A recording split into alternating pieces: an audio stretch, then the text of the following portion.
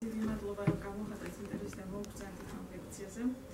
მე გახლავართ ნატრიუმოვანი და კონკრეტულ შემთხვევაში წარმოვადგენ ინფორმაციული განათლების საერთაშორისო ასოციაციას, რომელიც თავისი პროექტის მედია ციკლირება რომანის განათლებაში ფარგლებში ატარებს საჯარო ლექციებს სხვადასხვა უნივერსიტეტებში. დღეს თავისუფალი უნივერსიტეტია ჩვენი მასპინძელი, რისთვისაც ძალიან დიდ მადლობას ვუხდით მათ და წინ გავდება ძალიან საინტერესო, არ ვიცი, ალბათ შეიძლება 1 საათი ნახოთ რამეს გაგრძელდება ჩვენი ლექცია. მე სიტყვას გადავცემ დღეს ჩვენ სტუმარს, ვინც საჯარო ლექციას ჩაგვიტარებს ძალიან საინტერესო თემაზე, მედიის მნიშვნელობაზე განათლებაში. განათლების კვლევების სიმონჯანაში არის ჩვენი სტუმარი. მადლობა მას იმისთვის, რომ მიიღო ამ პროექტში მონაწილეობა და დღეს თქვენთან გამოსცემს ამ საჯარო ლექციას. მე თავს აღარ შეგაწყენთ და მოვსმინოთ სიმონს. დარწმუნებული ვარ, რომ ლექციის დასრულების შემდეგ ყველა თქვენი კოლეგებიც არ ესწრება ამ ლექციას ირანებს. მადლობა ესეთი შესანიშნავი წარდგენისთვის. მადლობა ნატოს და თავისუფალ უნივერსიტეტს, რომ შესაძლებლობა გაჩნდა თქვენი თქმა უნდა მომზადებისთვის. ესე იგი მე ჩემი მიზანია რომ ვისაუბრო იმის შესახებ, თუ რა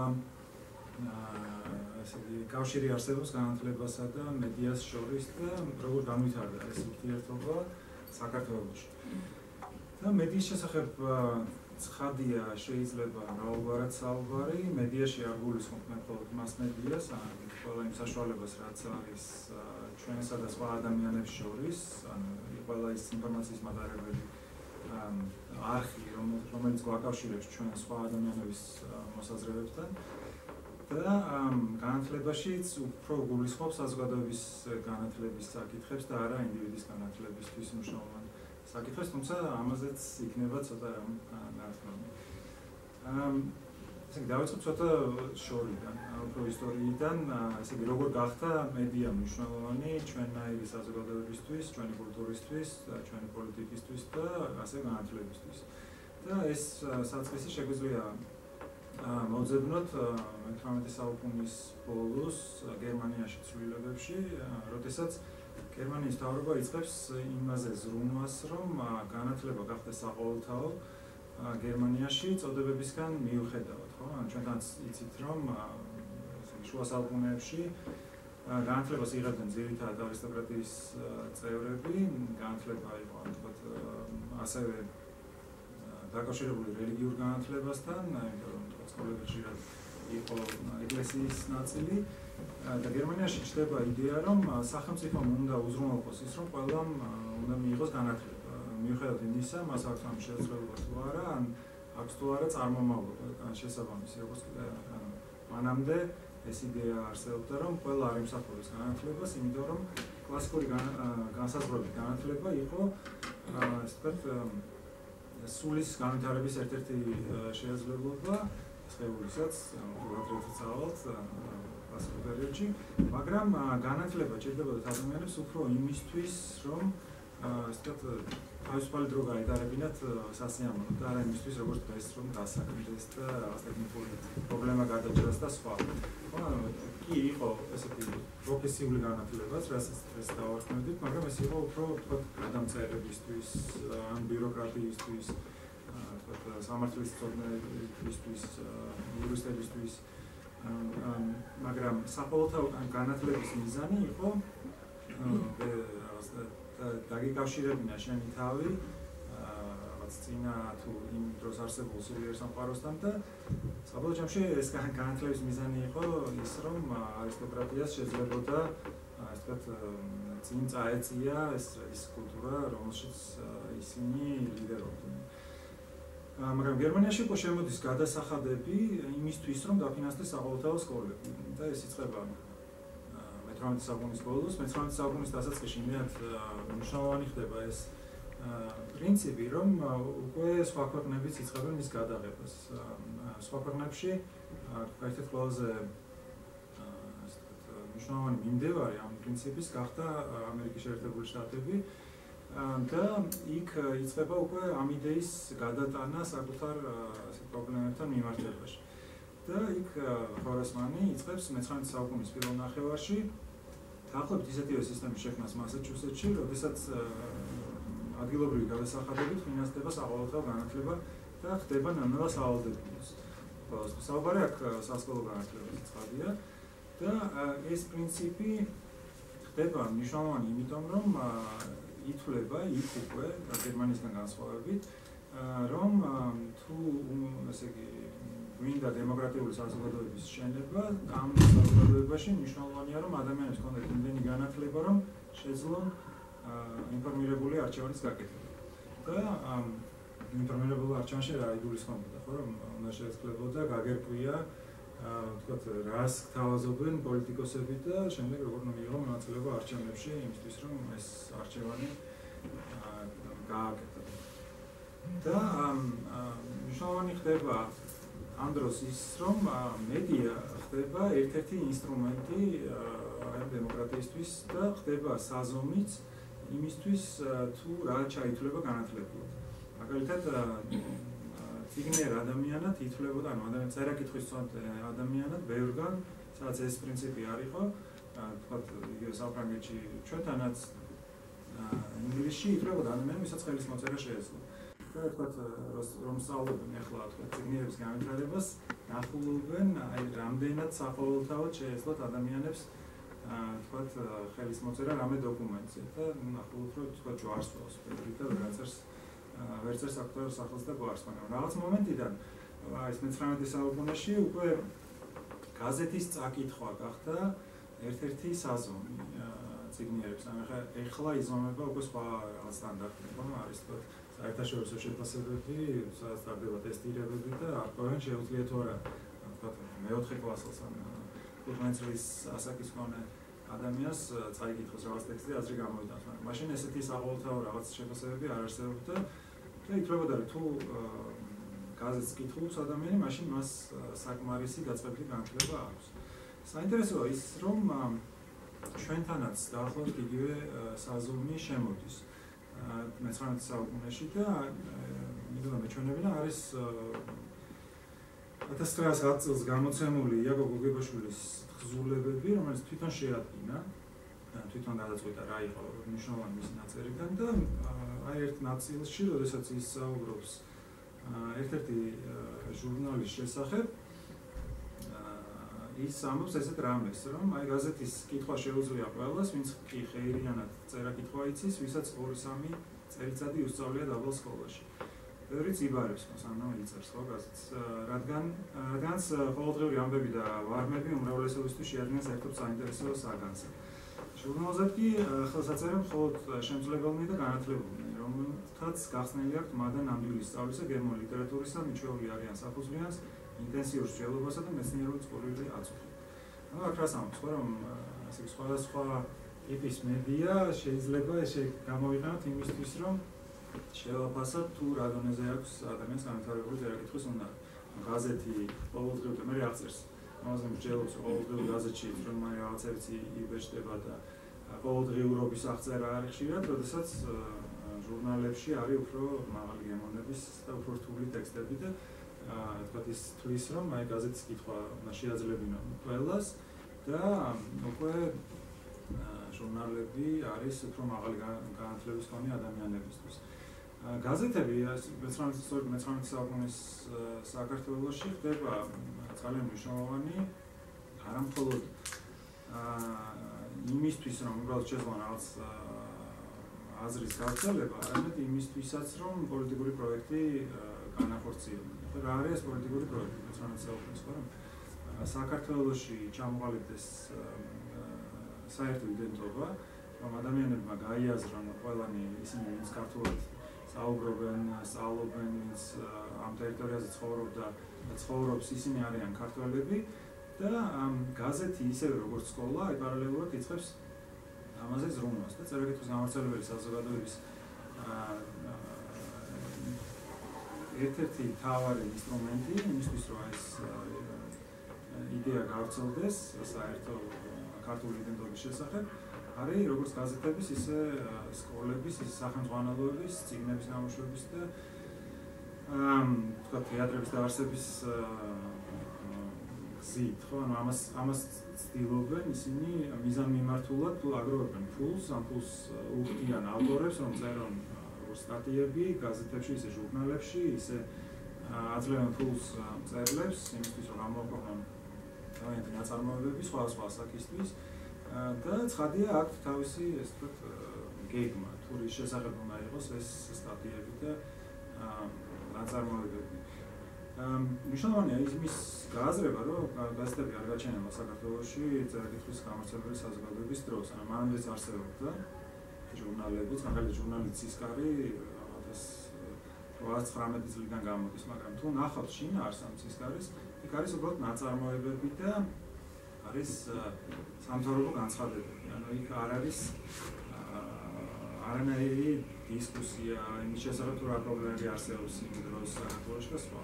როდესაც მაგალითად არსდება 70-იან წლებში გაზეთი და ჟურნალიც იყო და მერისო გაზეთი იყო იბერია, აქ უკვე პირდაპირ პირველ ნომერში წერია რის ასე იგი რა მიზნით შეიქმნა ეს გაზეთი და ეს უბრალოდ ჩვენ მას ეს კარგად შეესაბამება. აი როცა ვიკითხოთ ეს ნაწილი, ესე იგი რედაქტორის შესავალი ამბობს ეს რამის, რომ ჟურნალ-გაზეთობა არის ერთგვარი ნაწილი მწიგნობრობისა და როგორც თელ მწიგნობრობას, ჟურნალ-გაზეთობასაც საგანად ადამიანის ცხოვრება აქვს. ამ სახით მე გრძელდება მსჯელობა, მე გადადის საუბარი იმის შესახებ, თუ რა არის დანიშნულება გაზეთის და ერთი მხრით იგი არის შუამავალი ცხოვრებასა და მეცნიერებას შორის გამავრცელებელი კაცობრიობის ჭკვით მოპოვებულის, ამოძიებულის და აღიარებულის სიმართლისა და ჭეშმარიტების. ანუ საუბრობენ იმის შესახებ, რომ გაზეთმა უნდა მოახერხოს ის რაც არის მეცნიერული მიღწევები, ეს მიღწევები ხელმისაწვდომი გახადოს ყველა ადამიანისთვის. მეორე მხრივ აქვე არის საუბარი იმის შესახებ, რომ გაზეთი არის სარკე საზოგადოების რთული ცხოვრებისა, მისი გონების გნეობის მოძრაობისა, მაშინ ჩანს და ისახება ყოველდღიური აზრის მიდენ მოდენა. რაც დღეს არის ერთ-ერთი მთავარი მიზანი, ხო, თქვათ მასმედიის, რომ დაასახოს ის რა პრობლემები არსებობს და არა ადამიანს ის რომ განავითაროს ჩვენი ზნეობა და დაგვეხმაროს იმის გაგებაში თუ რა ხდება უცხოეთში ან რა შეიძლება იყოს საინტერესო მეცნიერებაში. და აქ ამბობს რედაქტორი, რომ როგორც აზრისა და ცოდნის გამავრცელებელი ჟურნალ-გაზეთობა წარმოგვიდგენს ერთ უდიდეს სასწავლებელს, რომლის მეოხებითაც უნდა აღორძინდეს, აღიზარდოს, აფუძნდეს და გამშვენიერდეს საზოგადოების აზრი და წმენა, გრძნობა და გემოვნება. სამეცნიერო ცნობათა გადმოტანა და გავრცელება საზოგადოებაში ჩვენისა და უცხო ხალხთა ცხოვრების დაკვირვება და განმარტება აი რა შემდგომდება ჩვენი გაზეთის პროგრამა. პირდაპირ აცხადებენ, რომ მათ აქვს საგანმანათლებლო ფუნქცია, მათი მიზანია, რომ არა მხოლოდ ის ხალხი გაანათლონ, ვინც სკოლაში ვისთა წერა-კითხვის ისწავლის, არამედ გააგრძელონ მათი განათლება მასმედიასაც, რაც ისწავლიან კითხვას, გაზეთების მეშვეობით.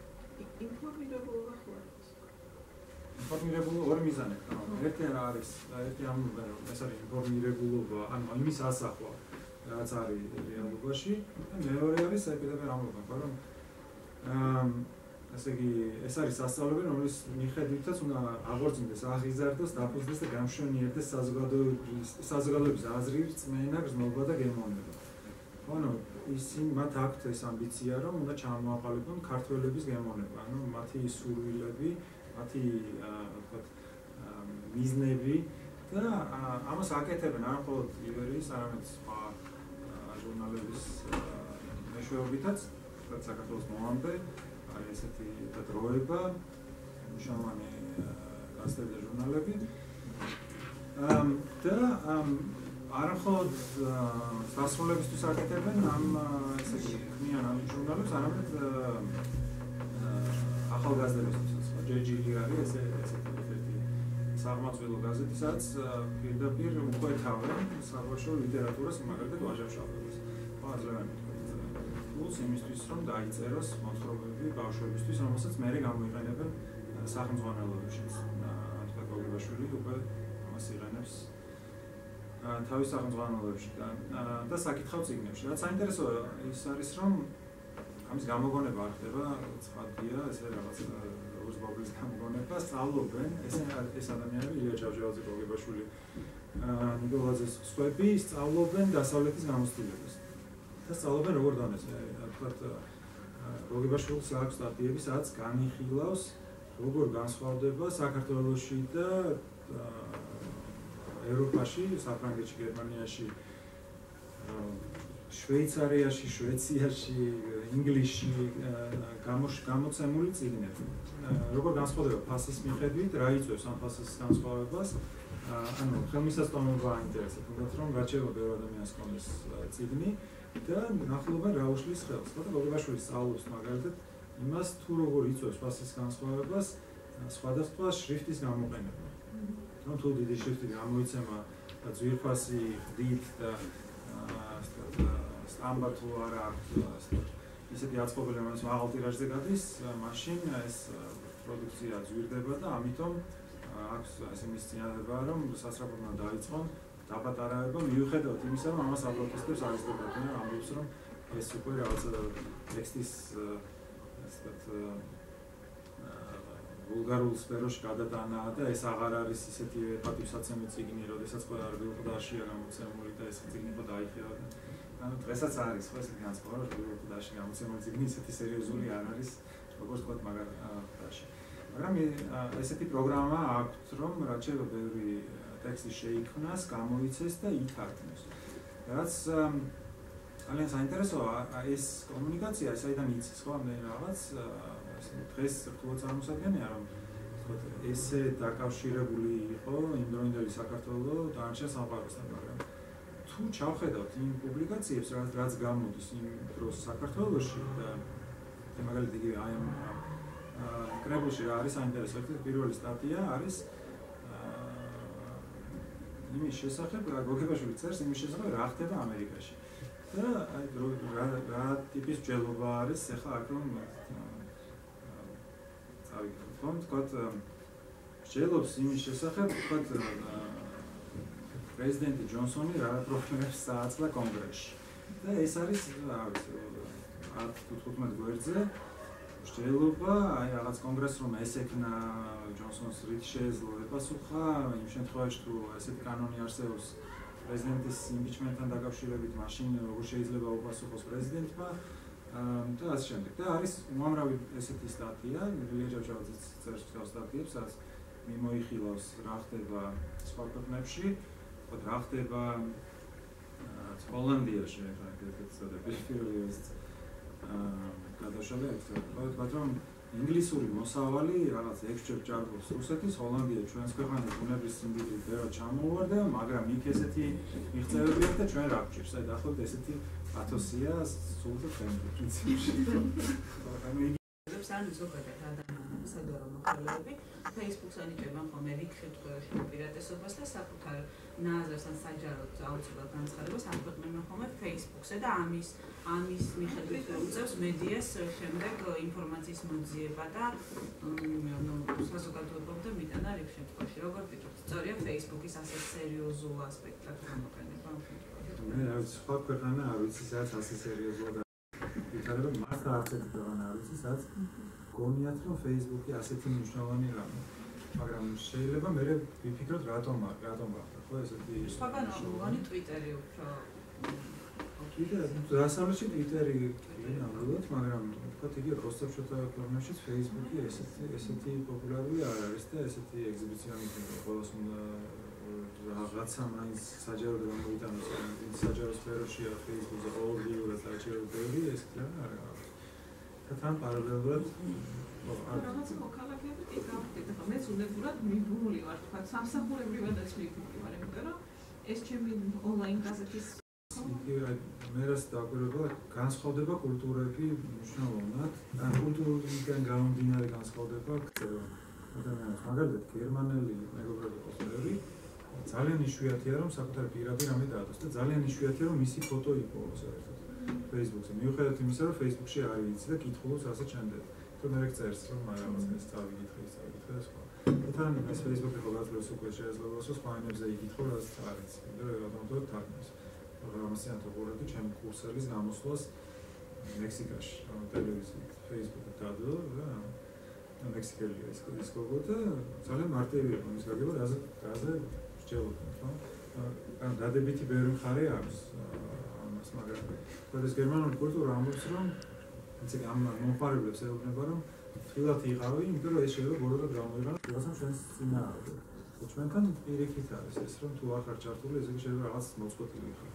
და ბევრი ადამიანი საქართველოში ავრცელებს ძალიან ბევრ ისეთ ინფორმაციას, რაც რატომ ეს ინფორმაცია ერთია, მაგრამ აი ფოტოები მეც ვთქვათ ნახავი რომ ავრცელებს რაღაცა ნახულობ.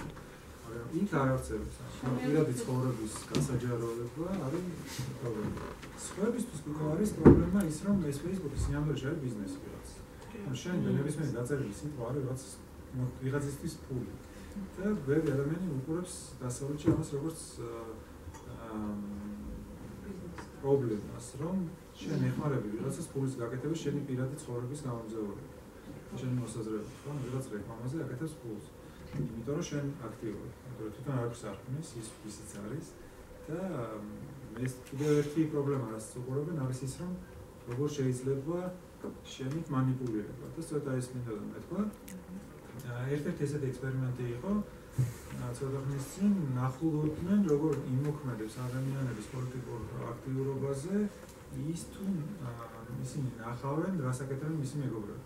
მაგალითად, Facebook-ის აპლიკაცია გააკეთეს ესეთი, სადაც ჩანდა შენი Facebook-ის მეგობარი წავიდა თუ არა არჩევნებს, ანუ ის ამბობდა, რომ ჩეკინს აკეთებს, ხო, რომ ვიყავი არჩევნებზე ხმა მივეცი. და ამ ექსპერიმენტმა აჩვენა, რომ პოლიტიკური აქტივობა ამ ადამიანების იზრდება, თუ ნახულობს, რომ მისი სოციალური გარემო აქტიურია. მათ სხვენია უკვე, რომ არ წავიდეს არჩევნებზე. და რატომ არის ახლა ეს საფრთხე, იმიტომ რომ თუ ვიცით რომელ პოლიტიკურ ჯგუფს არ ახასიათებს აქტიურობა, ანუ არ ჯერა თქვა, რომ არჩევნებზე წასვლა რამე მნიშვნელობას მოვიდეს და თუ მათზე ეს მიზანმიმართულად გამოვიყენებთ ეს აპლიკაციას, მაშინ ჩვენ ვიცით, როგორ შევცვალოთ არჩევნების ბედი, ხო? ანუ გავააქტიუროთ ის ხალხი, ვინც პასიური იქნება და იმიტომ რომ არ ჯერა რაღაცა მისი აქტიურობის შედეგს. აი, ცი რა მინდა ვთქვი, რომ გარდა ეროვნების ქვეყნების არის თაობებრივი ის არის, ხო, Facebook-ს მაგალითად ეს არის ეს თაობებრივი განსხვავება Facebook-ის მოვლენაში არ უზრუნველყოფა. სტუდენტები ახლა მე ამერიკაში ვსწავლობ, ხეხა ჩემი ხო მაიში ვამბობ. ჩემი კურსები ძალიან ბევრი არის, რომ იშვიათად იყენებენ. დროს არ ხარჯავენ ეკოლოგიურ კომუნიკაციაზე, მაგრამ იყენებენ მიზნობრივად, რა თქვა, მინდა რომ მოძებნო, თქვა, რუმეი და არის სპეციალური ბერგერი და ეცეთა და ამიტომ იბა გაკიდვისთვის იქ უფრო იყენებენ, ვიდრე ჩვენ მაღაზიებში. მარკეტინგული ის არის, სხვა თან მისაც ამბობდი, რომ ეს პრინციპში ნებისმიერი ჩემი ამერიკული ამხანაგისთვის ნებისმიერი ლაიქი არის შენ ალგორითმში ჭიდები. ვის იცის ძალიან გააზრებული აქვს შენი დალაიქება ვიღაცისთვის ინფორმაციის მიცემა. და ამისი კარგი მაგალითი იყო ჩვენთვის სტატისტიკის კურსზე ქონდა დავალება, რომ ვეპოვარ მონაცემები და მონაცემების ანალიზის საფუძველზე გავგეთებინა ისეთი კვლევა, რომელიც აჩვენებდა შეიძლება თქვა, რომ რაიმეს პროგნოზირება მომავალში. და ჩემი ერთი კურსელი აკეთებდა Facebook-ის მონაცემებზე დაყრდნობით და გვაჩვენა, რა მარტივია შეხვიდე უკანა მხარეში Facebook-ის და ნახო მონაცემთა ბაზა, რომელიც მიგვიძლია ნებისმიერ გვერდს, რომელსაც დაალაიქეთ. ანუ მაგალითად, თუ მე შევალ ჩემს Facebook-ის გვერდზე, მეცოდინება 5000 ადამიანი რას აკეთებს. არ მეცოდინება სახელებით და გვერდებით, მაგრამ მეცოდინება პროფილები, მაგალითად, სქესის მიხედვით. ქალები და კაცები რითი განსხვავდებიან მათ ქცევაში, დროის რა მონაკვეთში შემოდიან, რა ტიპის ინფორმაციას ავრცელებენ, რა გვერდებზე გადადიან ჩემი გვერდიდან, ხო თქვა, კიდევ რა აქვს დალაიქებული და ანუ მარკეტინგისთვის ეს არის ძალიან დიდი მნიშვნელოვანი ინფორმაცია, იმიტომ რომ მე უკვე შემიძლია ჩემ აუდიტორიაზე ვიმუშაო იმ ინტერესთან გამომდინარე, რაც მათ აქვს. უბრალოდ კი არ ვდებ რაღაც ინფორმაციას, არამედ ვდებ რომ ისეთ ინფორმაციას, რაც მათთვის არის გასაკეთებელი. და ეს ახლა ჩემთან 5000 კაცია და თქვა გლობალის გვერდზე არის მილიონობით ადამიანი. დალაიქებული, ანუ იციან მათი Facebook-ის გვერდის მომხმარებლების ქცევა. და ეს იციან თან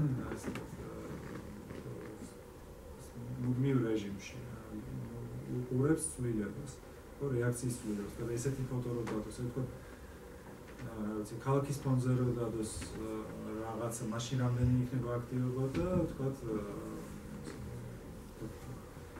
შენობის შიგნით რომ რაღაც ფოტო იყოს გადაღებული, მაშინ რა აქტივობა იქნება და შემდეგ ჯერზე უკვე იცის როგორ მოიქცეს, ხო? და ეს ცხადია იზომება პოლიტიკოსების საიტებზეც ძალიან კარგად, ანუ ახლობს ვის აქვს დალაიქებული, ვინ არის ეს ხალხი, არის მათ მომხრეები თუ ოცნებობრივი ნეიტრალური ხალხი, რატების ინფორმაციას გააზიარებდა, რომ დაეწერა და გამოაქვეყნებინა და მე იწყება უკვე ამით მანიპულირება, ხო? აქვეყნა ესეთი რაღაცები, რაც იმზიდველი იქნება სხვებისთვის. ჩემი კურსელის მიზანი იყო, რომ დაედგინა, შეუძლია თუ არა იმის პროგნოზირება, რამდენ ხანში დაქორწინდებიან მისი მეგობრები. და ეს ინფორმაცია კან შესწავლით, ხო, რაღაც relationship-დან როგორ გადადიან დაქორწინება. და ძალიან საინტერესოა. ან მეორე აკეთებდა თო Facebook-ი არის, მაგრამ მეორე აკეთებდა შეიძლება თუ არა ოსკარების პროგნოზირება და იმასაც საკმაოდ მაღალი პროცენტით შეეძლო პროგნოზირება, ვინ იღებდა ოსკარს იქიდან გამომდინარე სოციალურ მედიაში რა ქორწინებოდა ფილმების შესახებ. რა წყაროები აქვეყნებდნენ, რა სიხშირით რომელ ფილმებზე. ისე რომ ეხლა ეს რო გადავიტანოთ განათლებისთვის რა შეიძლება გქონდეს რა ღირებულება ყველაფერს, ხო? ჩვენ ერთ-ერთი მნიშვნელოვანი პრობლემა ეს რაც ჩვენ განათლების სისტემას აქვს არის ის რომ არ ცდილობს რომ ჩართოს სოციალური მედია საგამართლებო პროცესში და ვიღებთ იმას რომ მოსწავლეები ხშირად სხვა ენაზე ლაპარაკობენ და მათი ინტერესები მნიშვნელოვნად განსხვავდება, გამოცდილება მნიშვნელოვნად განსხვავდება მათი მასწავლებლებისგან. მე როცა სკოლაში ვსწავლობდი, მე ვკითხულობდი დაახლოებით იგივე რაღაცებს, რაც კითხულობდა მამაჩემი და დედაჩემი, ხო? იგივე ბიბლიოთეკა მქონდა და იგივე თამაშებს თამაშობდით. ну, უბრალოდ მაშინ შემოვიდა ეს კომპიუტერული თამაშები და ამით განსხვავდებოდით. პრინციპში ეს რაღაც 80-იანი წლების ბოლომდე ჩვენი გამოცდილებები ემთხვეოდა, ხო? რაღაც ერთ-ერთი იგივე სათავადასავლო ლიტერატურა, თუმცა რაღაცები იყო ახალიც, მაგრამ ესეთი გავრცელება არ ხდებოდა ახალი ლიტერატურის როგორც არის დღეს.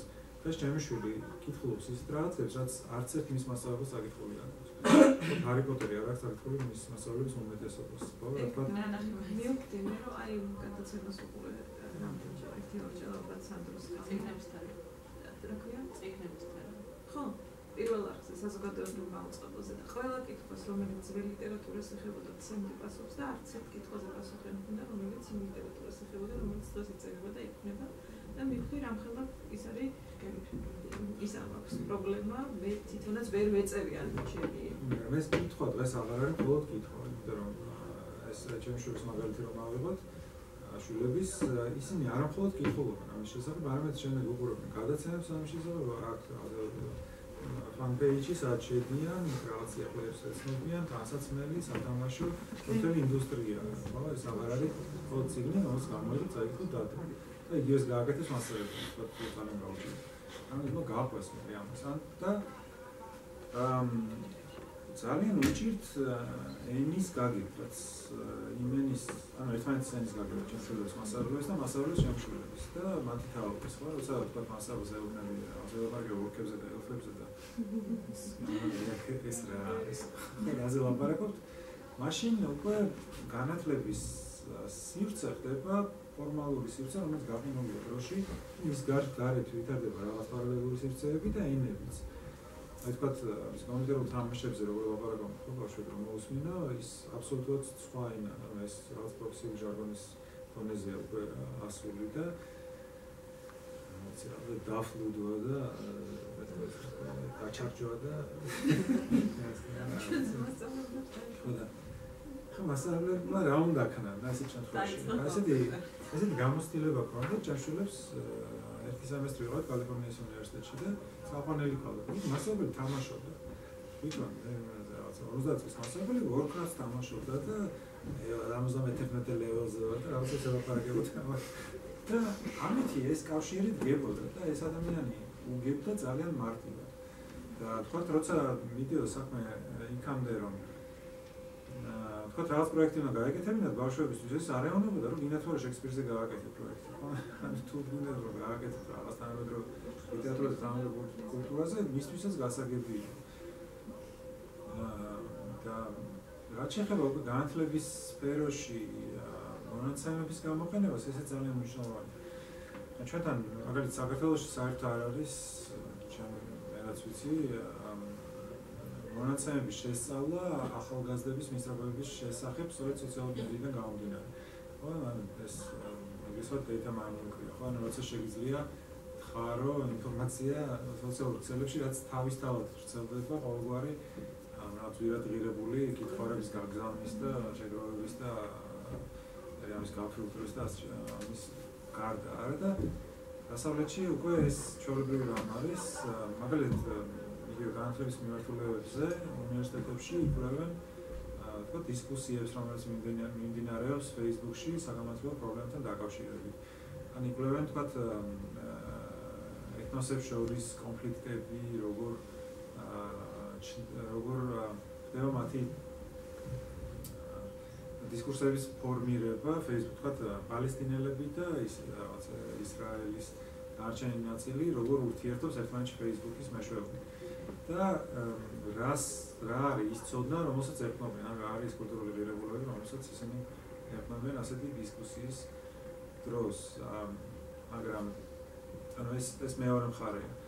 მესამე ისე რჩება ის ძველი იდეა, ხო, ანუ რა არის ის, რაც გვინდა რომ ჩვენ გქონდეს საერთო და რა შეიძლება მედიამ გააკეთოს ამისთვის, განსაკუთრებით სოციალური მედია.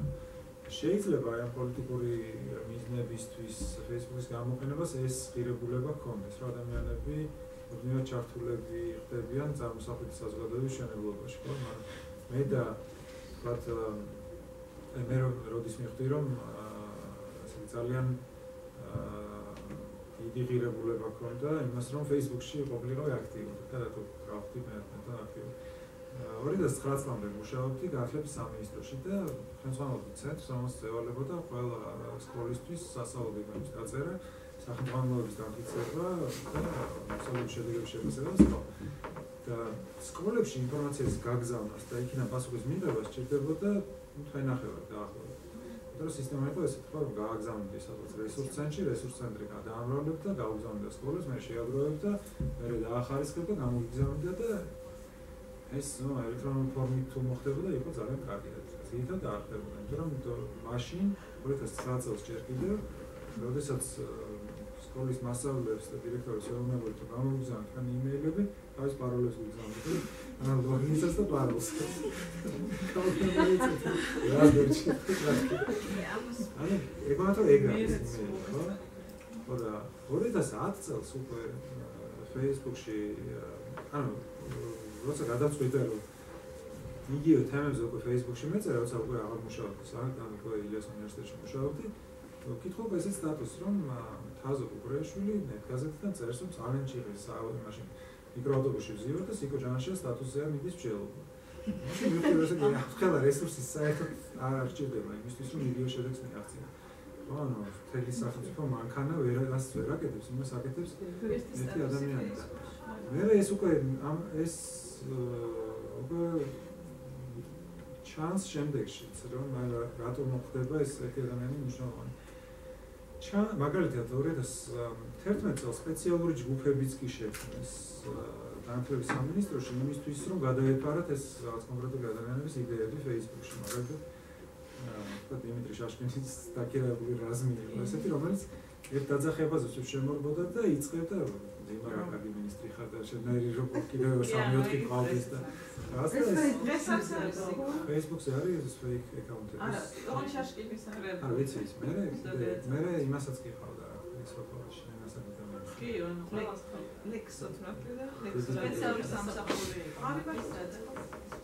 გერა ის ტიპი, ანუ იმან გადაიღო, მაგრამ ხო, მაგრამ შაშკინის დროს აი რა ხდებოდა, მაგალითად შეიქმნა რაღაც პრობლემა პოლიტიკური, იმიტომ რომ რომელიღაც ბავშვის გაგდება სკოლიდან გახდა პროტესტის საფუძველი, ეს მივიდა იქამდე, რომ პრეზიდენტი გამოვიდა და ბავშვს აგინა, ესეთ დახედები ჩვენ სკოლაში არ მასწავლდნენ და უცებ Facebook-ი აისო ესეთ ინფორმაციით, რომ ჩემი შვილის კლასელია ეგ და ისეთ რაღაცებს აკეთებს, რომ აი რაღაც გასაგდებია, აბა რა არის და ანუ გახდა ეს უკვე იყო ნიშანი, რომ საშიშია. Facebook, იმიტომ რომ უკვე ადამიანები მეც მეუბნება რა ნახე, შენი რაღაცა ის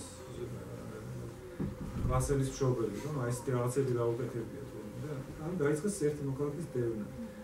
ხო და განათლების მედიის გამოყენება შეიძლება ცუდ ფორმებსაც იღებდეს. მაგრამ არაფორმალური განათლებისთვის უფრო და უფრო მეტი შესაძლებლობა ჩნდება, ხო? ადამიანები ცდილობენ რომ საკუთარი ინტერესის შესაბამისი ჯგუფები იყოს, აი გუშინ იყო ზუსტად სტატია რადიო თავისუფლებაზე, ასე კი მათ შესახებ, ვინც დაინტერესებულია მიწისქვეშა რაღაც გვირაბების კვლევით. და სტიგერები, ხო?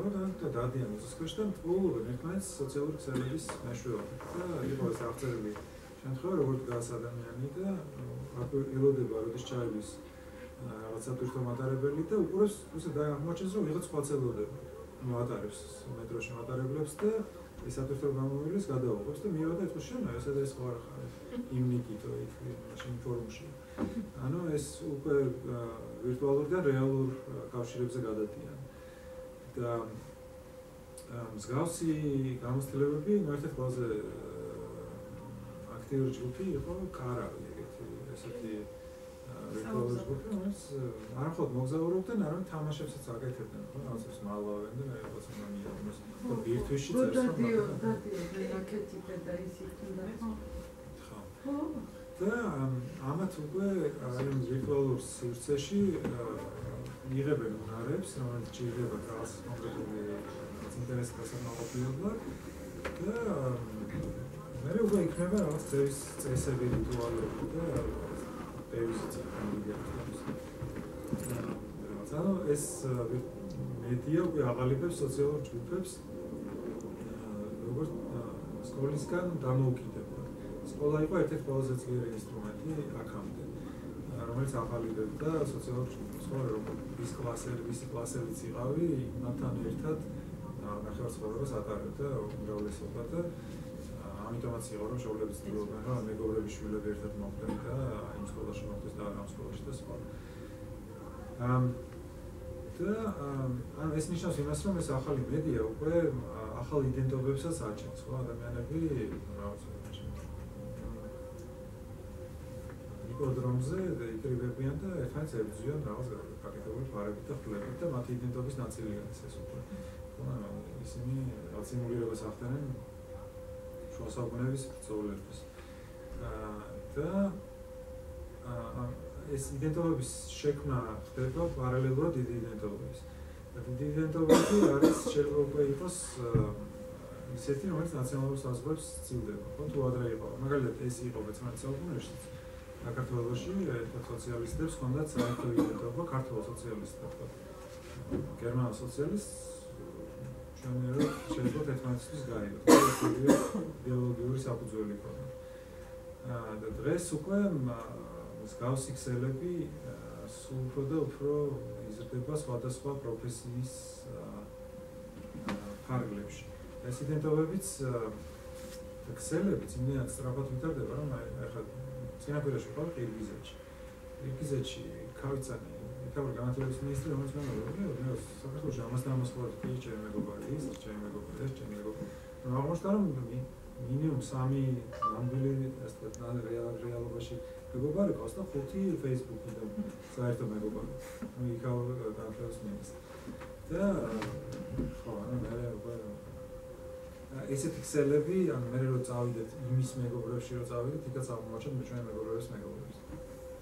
ეს კავშირები და იცოდნენ მაგალითად საშუალო დონის ბიუროკრატებმა იქ რომელ წელს შემოვიდა საქართველოს თქვა პირველი პროგრამა, როცა კომპიუტერებს ურიგებდნენ ბავშვებს, როცა ეკითხები საიდან იცით Facebook-იდან იცით. ან Twitter-იდან იცის რაღაც პოზიციის შესახებ, რაც ლატვიაში. აჩვენება განათლების ფორმალურ მხარეში, ფორმალურ პროცესში. უფრო და უფრო მნიშვნელოვანი ხდება ეს მასობრივი რეალობრივი კურსები, რომელიც უკვე რაღაც შუალედური მექანიზმია მედიას და განათლებაში. მაგალითად, თვითონ გამოგიყენებიათ edX-ი ან Coursera ანუ ეს არის უფასო კურსები, რომელსაც სხვა ამერიკული და ევროპული ძალიან მაღალი პრესტიჟის მქონე უნივერსიტეტები თავაზობენ ან უფასოდ ან ძალიან პატარა გადასახადით, $50 შეიძლება Harvard-ის კურსი გაიაროს, რაც სერტიფიკატს მოგცემენ, რომელსაც Harvard-ი აღიარებს და საქართველოს არ აღიარებს. ჩვენთან ახალციხის უნივერსიტეტში ჩავარდა ფუძნელი, ვიდრე MIT-ში ჩავარდა. იმიტომ რომ MIT-ის მაგალითად ეხლა აქვს მაგისტრატურის პროგრამა, სადაც შეგიძლიათ პირდაპირ დავაჭიროთ და გაიწყოთ სწავლა online და მიიღოთ მიკრო მაგისტრატურა ქვია, რომელსაც 1 წლის განმავლობაში დაახლოებით 1 წელი დაგჭირდება. მე თუ გინდოდებათ რომ სრული მაგისტრატურა დაამთავროთ, 2 წლის ნაცვლად 1 წელი დაგჭირდებათ MIT-ში. ეს ტექნოლოგიები უკვე ამ შესაძლებლობას იძლევა, რომ გაცდე შენ ლეგალურ შესაძლებლობას და ფიზიკურს და ფინანსურს. ასევე თუ გაქვს мотивация და ნებრივი კომპეტენცია. ესე რომ ხო და საინტერესო რა არის, რომ ამ მიმართულებით არ მხოლოდ უნივერსიტეტები აკეთებენ კურსებს, არამედ სწორედ ამ მედიის წარმომადგენლებიც, მაგალითად Facebook-ი, Google-ი, ასევე ვთქვათ Microsoft-ი, მათაც აქვს კურსები, რომელიც შეგიძლიათ გაიაროთ და ანუ ეს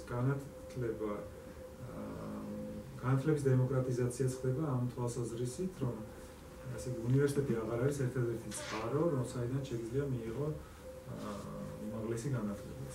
ან ესეთი განათლება, რომელსაც დამსაქმებელი დააყენოს. არალეგალურადაც ხდება. ამერიკული უნივერსიტეტების ახალი გამოცდილებაა, როდესაც შეუძლიათ ჩართონ საკუთარ პროგრამაში, აქაც ყველას უნივერსიტეტს ვეუბნები, რომ ის კურსი შეგიძლია გამოიყენო აკაური პროგრამის ნაწილად. მაგალითად უთხრა სტუდენტს, რომ შეგიძლია აირჩიო აკაური გეჯამპლაცის სტატისტიკა ან აკაური ვიღაცის სმითის სტატისტიკა და მე ჩაგითვლი ორიოს შენ პროგრამის ნაწილად. ასე რომ ეს შესაძლებლობებიც იზრდება და თავად მედია საშუალებები ალბათ იცით პროცესს, რომ აქვთ უამრავი საგანმანათლებლო პროგრამა, მაგალითად Discovery-ის აქვს თავისი საგანმანათლებლო პროგრამები, სკოლებისთვისაც, ცალკე მასალები აქვს რესურსები ბავშვებისთვის, თქვათ National Geographic-ს აქვს თავისი და ისინი, ანუ ყველა დიდი მედია საშუალება ცდილობს, რომ ეს ნაწილი განავითაროს, იმიტომ რომ ჩვეულებრივ სატელევიზიო გადაცემას უკვე ბევრი აღარ უყურებს. და უყურებენ მხოლოდ მიზანმიმართულ თავის ინტერესთან გამომდინარე რაღაც მოკლე ვიდეოებს, თავის გაკვეთილებით, სავარჯიშოებით და რასაც შეიძლება მიიღონ პროგრამული საგანმანათლებლო პროცესი. შესაძლებლობებიც ბევრია მედიის ახალგანვითარებას, საფრთხეებიც, როგორც საქართველოს ამის შორის მაგალითები შეგვიძლია ვნახოთ.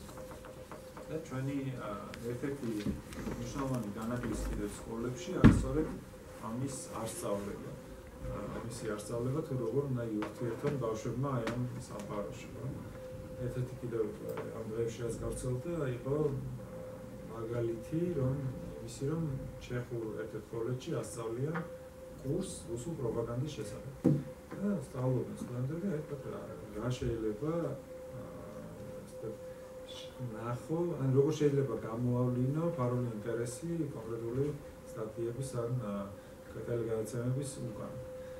და ამის ესეთი ჩვეულის და უნარების სწავლება დღეს სულ უფრო მნიშვნელოვანი ხდება, და ჩემ გარშემო მე ვხედავ, რომ ჩემი კლასელები დებენ ისეთ ინფორმაციას, რაც არის წარმოუდგენელი, რომ განათლებულმა ადამიანმა საერთოდ დაიჭიროს. და ევროპაში ხდება ესეთი რაღაცები.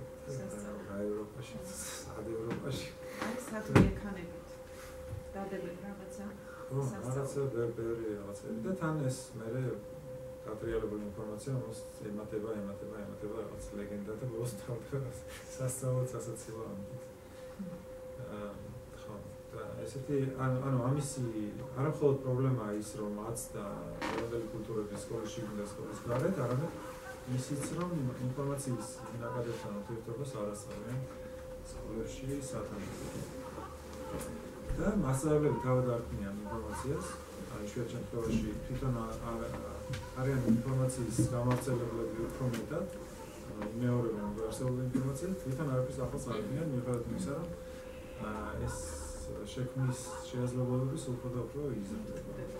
არის გამონაკლისები საქართველოში ძალიან მასალა, რომელიც ბლოგებსაც აკეთებენ, ბავშვებსაც ავალებენ ბლოგის დაწერას. მიმდევრები არიან Twitter-ში, საინტერესო ადამიანების და Twitter-ი არის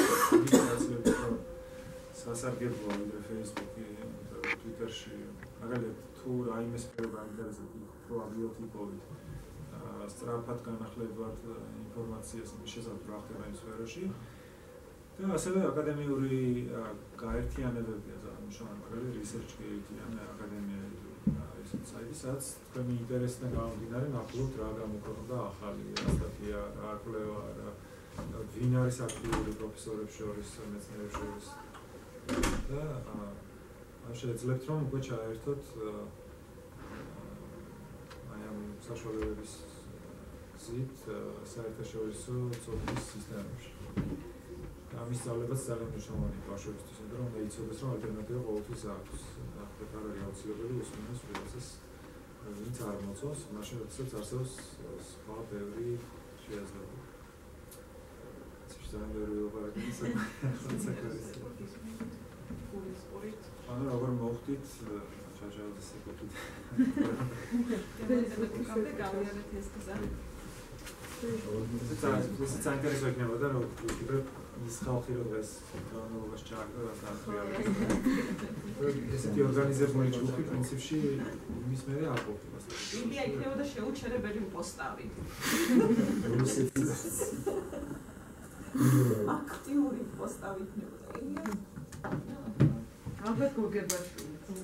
ან ვუგონებთ ჩვენ შეიძლება ეჟიმება რა ვიცი რა პროდუქტიულობის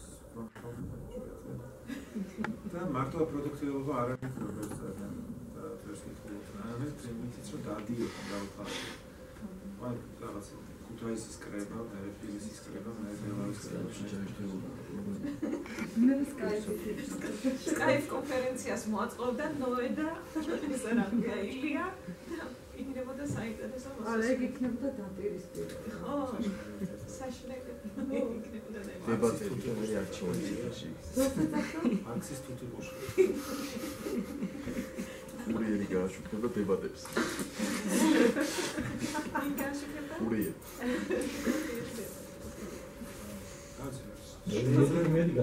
არ მგონია რომ ესე მიენდოთ საკუთარი თავი მედიისთვის როგორც ეს არცმაურად არის შეიძლება. საკუთარი იქნება. სივრცეებში ესეც არის რა. ადამიანებს ეს გზნობა აღარ აქვს რომ თავდებოდ ერთობა ხო ანუ სულ შეიძლება გააგრძელოთ. ეს აღარ არის ერთჯერად შეხვედრა.